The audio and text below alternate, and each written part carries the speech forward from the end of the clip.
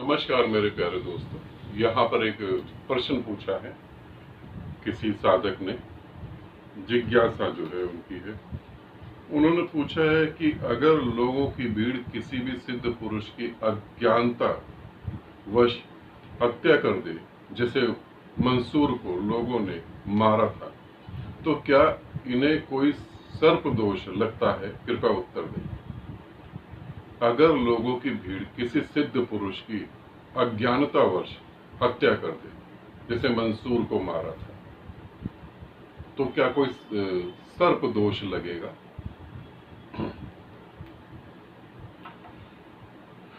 पहली बात, जब कोई बुद्ध पुरुष होता है और हम उसकी हत्या के बारे में सोचने लगते हैं और फिर मिलकर हम उसकी हत्या भी कर देते हैं, तो कोई सर्प दोष या कोई पाप कुछ ऐसा होगा? सबसे बड़ा पाप तो यही हो गया कि आप उसकी हत्या कर रहे हैं जो आपको रास्ता दिखाने आया है। सबसे बड़ा पाप तो यही हो, जो आपको दलदल से, गंदगी से निकाल सकता है, उसकी आप हत्या करने के लिए चल पड़े। आप पंडितों की हत्या नहीं कर सकते, आप धार्मिक स्थल पर बैठे हुए जो बिजनेस कर रहे हैं उनकी हत्या नहीं कर सकते, क्योंकि उन्होंने इतना भयभीत करा हुआ आपको, आप वहां कुछ नहीं कर सकते। जहां आपको कुछ करना चाहिए था वहां आप नहीं कर सकते। और दूसरी बात, किसी बुद्ध पुरुष की हत्या करने के बाद तुम ये सोचो कि तुम्हें पाप लगेगा या नहीं लगेगा। तुमने अपने ही मार्ग बंद कर दिया। तुम परमात्मा को जान सकते थे, तुम इस दुख से निकल सकते थे, और ये तुमने करा है ऐसा नहीं समझना। तुम्हें ऐसा लग रहा है कि अज्ञानवश किसी बुद्ध पुरुष की अगर लोग हत्या कर दें, तुम हत्या नहीं कर रहे, तुमसे हत्या करवाई जा रही है। धर्म के ठेकेदार जो हैं वो तुमसे हत्या करवा रहे हैं। तुम तो बुद्धिहीन हो गए हो, तुम्हारे पास अपना तो होश ही नहीं। तुमसे करवाया जा रहा है। कोई पीछे बैठा राज सिंहासन पे आराम से बैठा हुआ है और वो तुम्हें बता रहा है। ये हत्या करने के ही तरीके हैं। तुम अपनी बुद्धि का इस्तेमाल नहीं कर रहे। और भीड़ इंसानों की तो हो ही नहीं सकती। भीड़ तो जानवरों की होती है, इंसानों की कहां से होगी। और अब आगे चलते हैं। अगर तुम हत्या कर भी देते हो तो उसको तुमने अमर कर दिया, उसकी हत्या नहीं करी, अब वो अमर हो गया। आज बहुत सारे बुद्ध पुरुष हुए और इस पृथ्वी से विदा हो गए। मंसूर को हम याद रखते हैं। जीसस को अगर सूली ना चढ़ाई जाती तो जीसस कहां आए थे और कहां चले गए किसी को नहीं पता लगता। ध्यान रखना, जिन लोगों ने सोचा कि जीसस को सूली चढ़ा देंगे और उन्हें मिटा देंगे, उनकी बहुत बड़ी गलत धारणा थी। उन्होंने जीसस को अमर कर दिया। गांधी को गोली मारी गई। अगर गांधी को गोली न मारी जाती तो गांधी का धीरे धीरे अस्तित्व पूरी तरह से खत्म हो जाता, मगर गोली मारने के कारण ही गांधी अमर हो गए। आज हिंदुस्तान का ऐसा कोई बच्चा नहीं है, कोई बड़ा नहीं है जो गांधी के नाम को नहीं जानता है। मगर गोली ना चलाई गई होती तो फिर क्या होता? किसी बीमारी के कारण वो मर जाते और फिर वो गुम हो जाते, पता ही नहीं लगता। आज भी इतने बुद्ध पुरुष हुए हैं जिनका हमें कुछ भी ज्ञात नहीं है। कृष्ण अगर महाभारत के बीच में खड़े ना होते तो आज कृष्ण का भी अस्तित्व नहीं होता। तुम्हारा मन जैसे तुम्हें समझा रहा है वो बिल्कुल उल्टा है। किसी बुद्ध पुरुष की हत्या कर देने के बाद हमें पाप लगेगा? पाप तो नहीं लगेगा। अपना ही मार्ग बंद कर लोगे और क्या होगा। और दूसरा, किसी बुद्ध पुरुष की हत्या करने के बाद तुम उसे और अमर बना रहे हो, और अमर बना रहे हो। रजनीश को जहर दिया गया। अगर रजनीश को जहर ना दिया गया होता तो वो आज इतने फेमस नहीं होते। रजनीश के साथ ही साथ जय कृष्ण मूर्ति भी है, वो भी इनलाइटेड थे, उनको भी बुद्ध पुरुष कहा जाता है, और रजनीश भी है। मगर आज पूरी पृथ्वी पर ओशो को जितना लोग जानते हैं उतना जय कृष्ण मूर्ति को नहीं जानते हैं। इसे समझना। अरविंदो भी इनलाइटेड थे। बहुत सारे लोग हैं जो बुद्ध पुरुष हुए, मगर हम आज उनको नहीं जानते। जिनके साथ ऐसी घटना घटी वो अमर हो गए, पूरी तरह से अमर हो गए।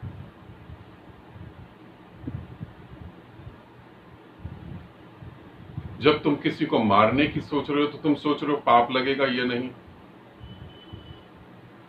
पहली बात तो तुम उसी की मदद कर रहे हो उसको मारने में, और दूसरी बात तुम मार रहे हो ऐसा न सोचो तुम अपनी बुद्धि का उपयोग ही नहीं कर पा रहे। कुछ धर्म के ठेकेदार हैं जिनकी दुकान बंद होने वाली है। जब मैं भी बोल रहा हूं तो मैं भी यही कह रहा हूं, कुछ ऐसे ठेकेदार हैं जिनकी दुकान बंद होने वाली है। क्योंकि जब कोई मुझसे जुड़ जाता है और जब वो साधनाएं करने लगता है तो धार्मिक काम वो छोड़ देता है, उससे होते ही नहीं। जो स्वयं में परमात्मा को जानने लगेगा वो धार्मिक स्थल पे जाएगा क्यों, वो ग्रंथ पढ़ेगा क्यों, वो क्यों ये काम करेगा। वो काम कर नहीं सकता। अब उनका नुकसान हो रहा है, अब उनका नुकसान हो रहा है तो वो कुछ ना कुछ तो करेंगे ही करेंगे। ऐसा नहीं, मेरे को भी धमकी दी गई। 2017 में मुझे कहा गया कि अगर तुम बोलना बंद नहीं करोगे तो गोली मार दी जाएगी। हाँ, मैंने कहा बिल्कुल ठीक है, मगर बोलना बंद कर दूं, मेरे हाथ में हो तो मैं बंद भी कर दूं। ये तो मेरे हाथ से बाहर की बात है, इसे समझो।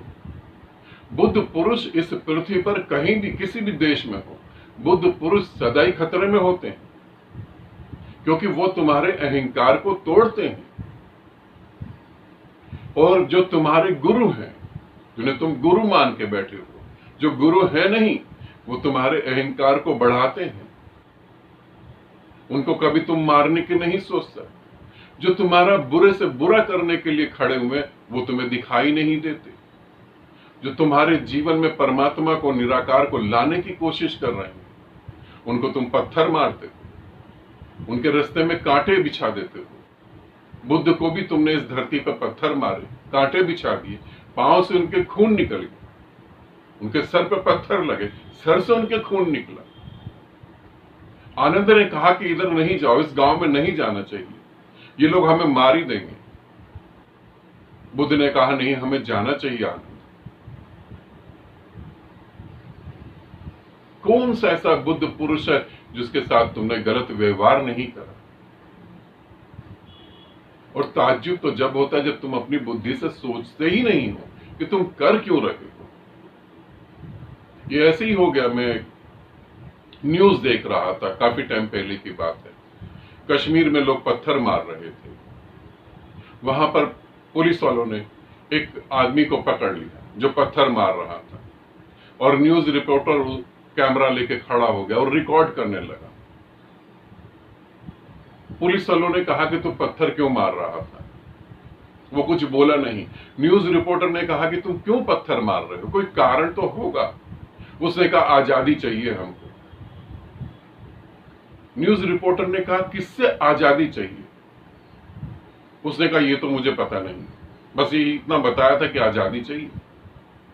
तुम समझो, तुम बुद्ध पुरुष के दुश्मन क्यों बन रहे हो। तुम्हारे से बुद्ध पुरुष का कोई लेना देना नहीं, बल्कि वो तो तुम्हारे जीवन में उजाला करने के लिए आया। उसने तो अपना जीवन तक छोड़ दिया तुम्हारे लिए।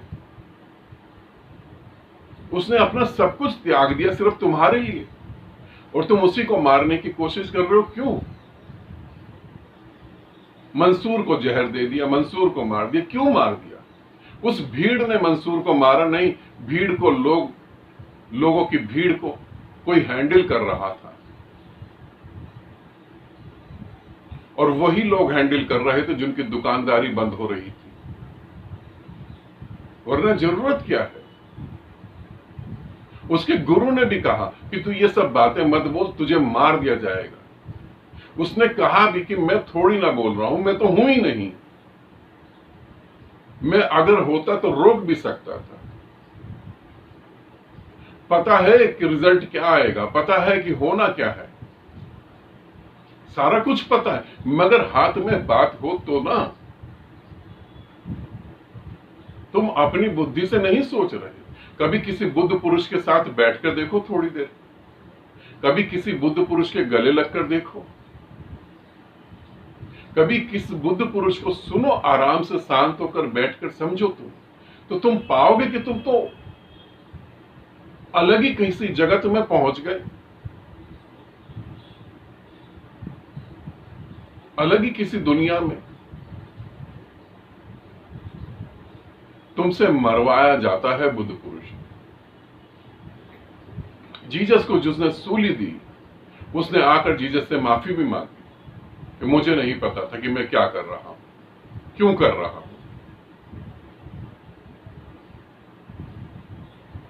इन बातों को समझने की कोशिश करो।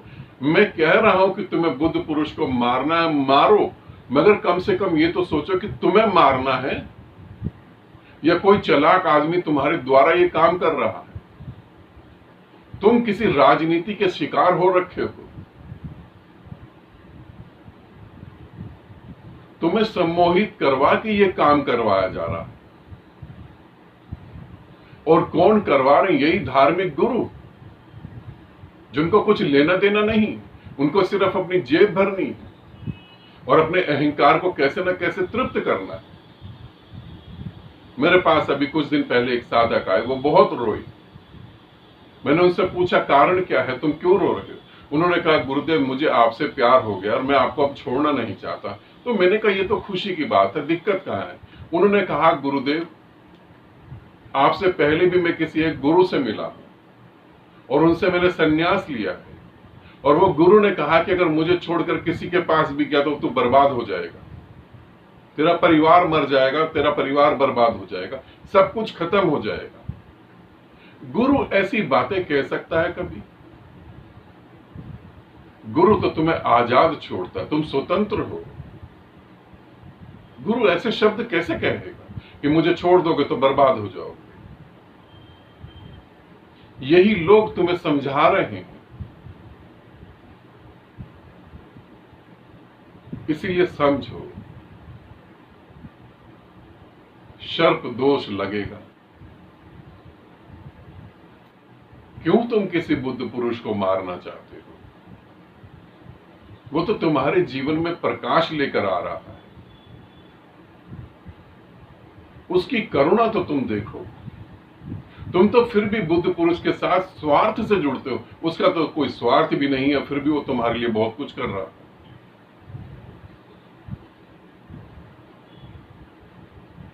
इससे बड़ा क्या पाप हो सकता है? सर्प दोष तो बहुत छोटी बात है। इससे बड़ा क्या पाप हो सकता है कि तुम अपने ही पांव पे कुल्हाड़ी मार रहे हो, तुम अपने ही मार्ग बंद कर रहे हो। इससे बड़ा क्या पाप होगा? ये ऐसे ही हो गया जैसे एक छोटे बच्चे को समझा दिया जाए कि तेरे देख, तेरे पिता है, तेरे पिता क्या कहते हैं तेरे को। इसे ध्यान से सुनना, इसे ध्यान से सुनना, तुम यही करने जा रहे हो। तुम्हारे को समझा दिया गया कि देख तेरे पिता क्या कर रहे हैं, तू पढ़ता नहीं तो तेरे पिता तुझे मारते हैं, तू पढ़ाई नहीं करता तेरे पिता टॉर्चर करते हैं, ये तेरा पिता हमेशा तेरे को टॉर्चर करेगा, ले बंदूक और गोली मार दे पिता को और तू आजाद हो जाएगा। और तुम्हें भी लगता है बिल्कुल ठीक बात है, पिता तो टॉर्चर कर ही रहा है, भाई पढ़ो, कमाओ, अपने पांव पे खड़े हो, तुम्हें लगता है पिता टॉर्चर कर रहा है। मगर तुम्हें यह पता है कि तुम जो भी जिंदगी में बने हो अपने पिता और अपनी माता की वजह से ही बने हो। यदि वो टॉर्चर नहीं करते, यदि वो प्रेशराइज नहीं करते, तो तुम आज जहां खड़े हो वहां खड़े हो सकते थे क्या? तुम किनको मारने की सोच रहे हो? जो तुम्हारी मान्यताएं तोड़ रहे हैं। और तुम्हारी मान्यताएं से तुम क्या जी रहे हो? तुम थोड़ा सोचो, तुम्हारी मान्यताओं से तुम क्या जी रहे हो? एक सभ्य समाज जिसे तुम सभ्य कहते हो, जहां 1 साल की बच्ची का बलात्कार होता है, जहां चंद पैसों के लिए बच्चे माँ बाप का गला दबा देते हैं, जहां थोड़े से सुख के लिए और जिम्मेवारी से भागने के चक्कर में माँ बाप को अनाथालय में छोड़ के आ जाते हैं, ये सभ्य समाज है तुम्हारा? किसे कह रहे हो तुम सभ्य समाज? बुद्ध पुरुष तुम्हें यही तो बताने की कोशिश कर रहा है कि जो तुम समझ रहे हो ऐसा है नहीं।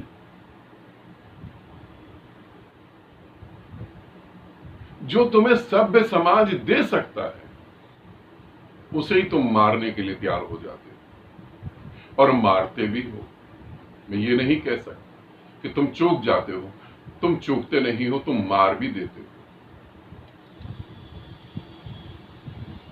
क्या हमें मंसूर जैसे, ओशो जैसे, जीसस जैसे, बुद्ध जैसे, महावीर जैसे ऐसे लोगों को हमें संभाल के नहीं रखना चाहिए? क्या इनसे पूरी पृथ्वी को हम बदल नहीं सकते? हाँ, नेताओं का अहंकार, फिर उसका क्या होगा? फिर वहां क्या करेंगे वो लोग?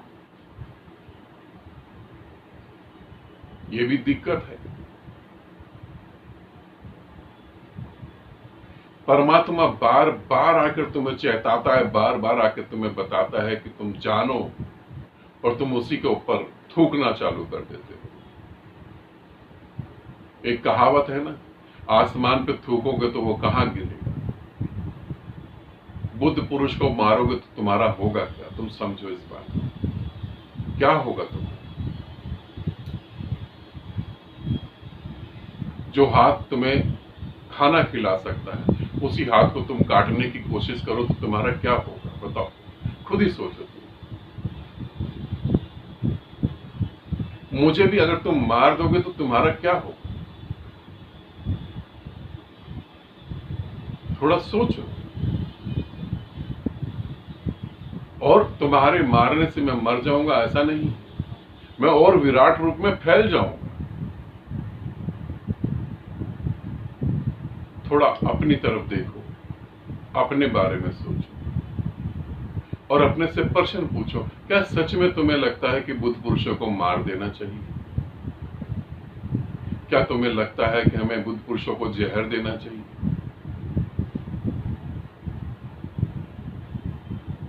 अपने बारे में सोचो, अपने आने वाली जनरेशन के बारे में सोचो।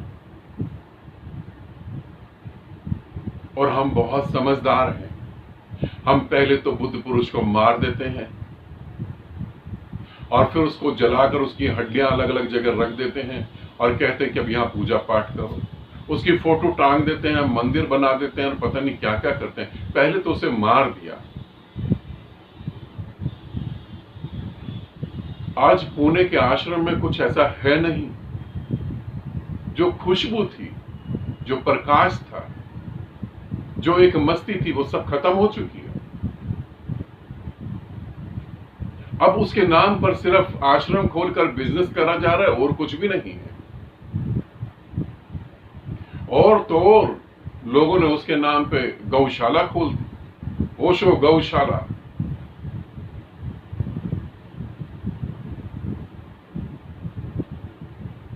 और तुम्हारे खून के अंदर ये बात है। माँ बाप जब तुम्हारे साथ होते हैं तो बड़ी तकलीफ देते हैं, बड़ी दिक्कत देते हैं, जीवन तुम्हारा बहुत मुश्किल हो जाता है। और जब माँ बाप मर जाते हैं तो वो बड़े पूजनीय हो जाते हैं। उनके फोटो पकड़ के रोते हो, उनके कपड़े पकड़ के रोते हो। मेरे एक जानने वाले हैं, मुझे याद आ रहा है तो मैं बता ही दूं, वो हो सकता है वो भी मेरी वीडियो देखते हो तो थोड़ा सा समझ जाएंगे।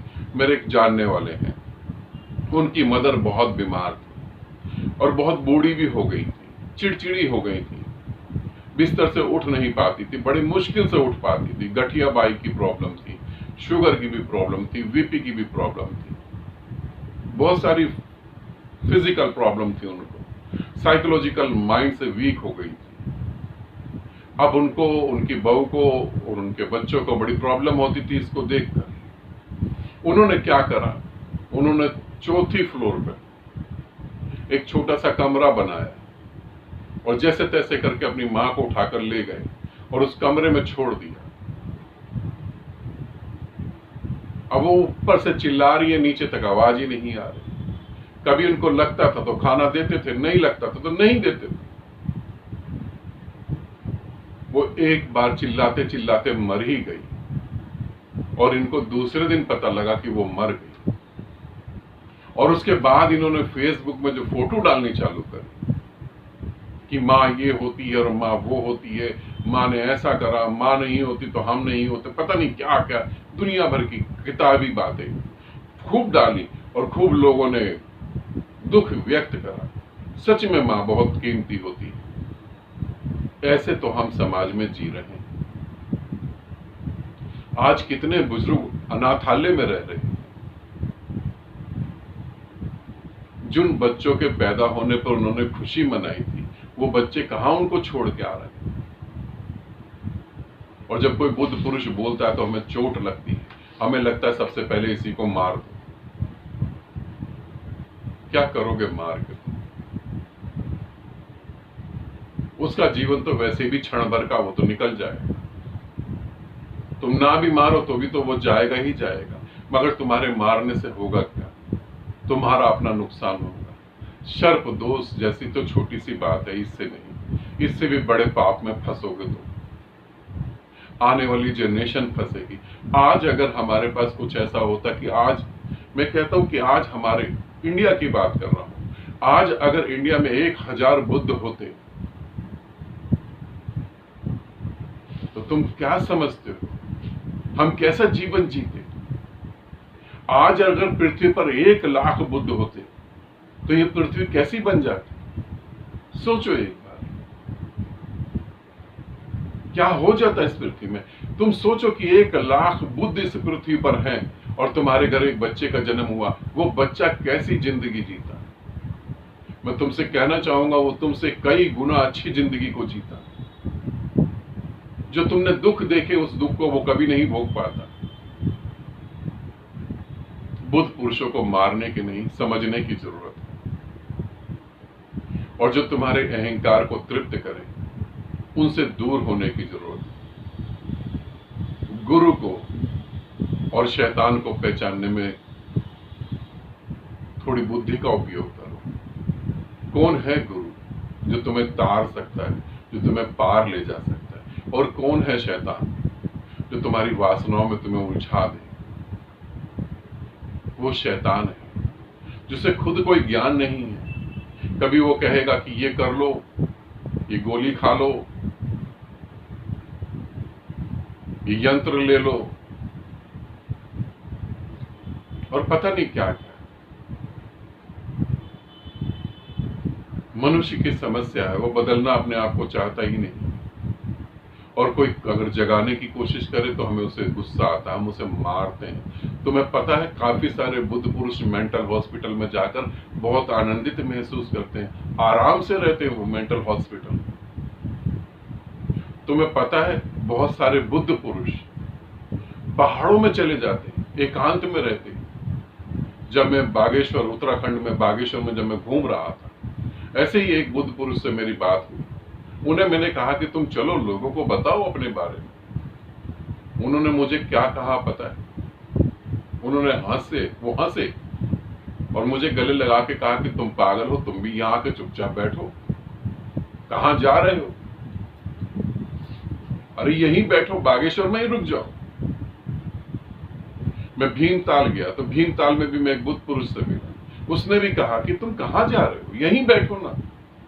अरे वहां कहाँ कुछ है, कोई नहीं समझता इन बातों को। और तुम, जान का खतरा है, मारे जाओगे तुम। यहाँ आराम से बैठ सकते हो। बहुत सारे बुद्ध पुरुषों से जब मैं मिला हूं तब मैंने देखा है, कोई बद्रीनाथ में पड़ा है, कोई केदारनाथ में पड़ा है, कोई बागेश्वर में पड़ा हुआ है, कोई कहां कहां पड़े, कोई उज्जैन में है। ये पब्लिक के बीच में आने ही नहीं चाहते, क्योंकि तुम्हारा इतना प्यार देख के डर जाते हैं, इसलिए आना नहीं चाहते। मारो नहीं, अपने अहंकार को समझो और बुद्ध पुरुषों को समझो। आज हमारी पृथ्वी पर बहुत ज्यादा सख्त जरूरत है बुद्ध पुरुषों की, वरना विनाश दूर नहीं है। पूरी पृथ्वी पर इतना हथियार है इस समय कि ऐसी हजारों पृथ्वियां बर्बाद करी जा सकती, ऐसी हजारों पृथ्वियां बर्बाद करी जा सकती हैं। इतना हथियार, इतनी शक्ति पैदा कर ली है, मगर उतना होश पैदा नहीं। इसे समझना, हमें होश की जरूरत है, हमें बुद्ध पुरुषों की बहुत सख्त जरूरत है। आज की जनरेशन कहां जा रही है? तुम देखो, नशों में डूब रही है। तुम कल्पना करोगे कि तुम्हारे बच्चे बड़े होकर नशे में डूब जाएं और मानसिक रूप से विकलांग होकर मर जाएं? कल्पना करोगे इस बात? नहीं करोगे। मगर तुम देखो, आज भी बच्चे मानसिक रूप से विकलांग होकर मर रहे। देखो तुम, यदि इन बच्चों को कोई बुद्ध पुरुष मिल जाता तो ये नशे में मरते, ये मानसिक रूप से विकलांग होते। हमारे बच्चों को, हमारी जनरेशन को क्या चाहिए? क्या बुद्ध पुरुष नहीं चाहिए हमें? हम कहां ले जा रहे हैं अपनी जनरेशन? थोड़ा तो विचार करो, थोड़ा तो सोचो। तुम्हारे दिमाग में जहर कौन घोल रहा है, थोड़ा समझने की कोशिश करो। लोग हिंदू मुसलमानों को मार रहे हैं, मुसलमान हिंदू को मार रहे हैं। ना तो तुम हिंदू हो, ना तुम मुसलमान हो, पहले इंसान तो बनो कम से कम। पहले इंसान तो बनो।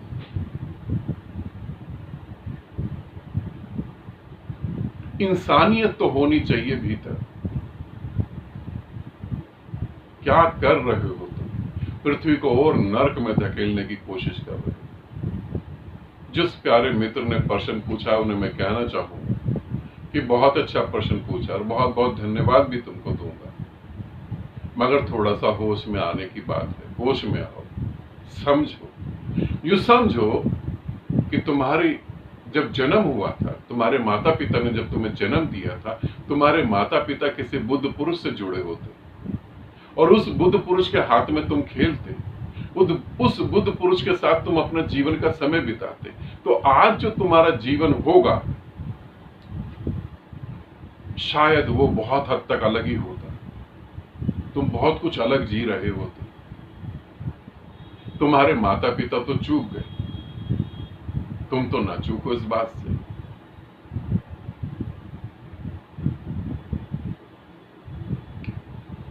कितने ध्यान से सुना, उसके लिए बहुत बहुत धन्यवाद। आनंदित रहो, सदा खुश रहो।